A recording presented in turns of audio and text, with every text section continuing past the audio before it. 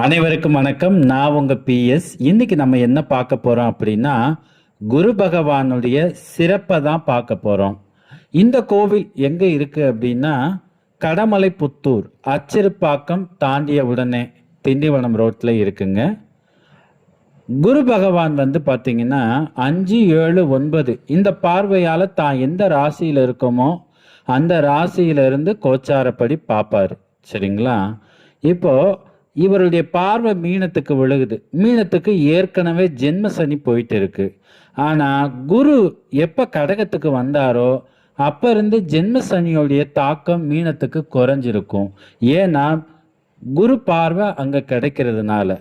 இப்படி பாவக்கிரகங்கள் பெயர்ச்சி ஒவ்வொரு ராசிக்கு நடக்கும்போது அங்க குரு பார்வை கிடைச்சிச்சுன்னா உண்மையிலே அந்த ராசிக்காரங்களுக்கு அந்த பாவகிரகங்களால எந்த பிரச்சனையும் வராதுங்க. இப்போ மகரத்துல ராகு பெயர்ச்சி ஆவாரு.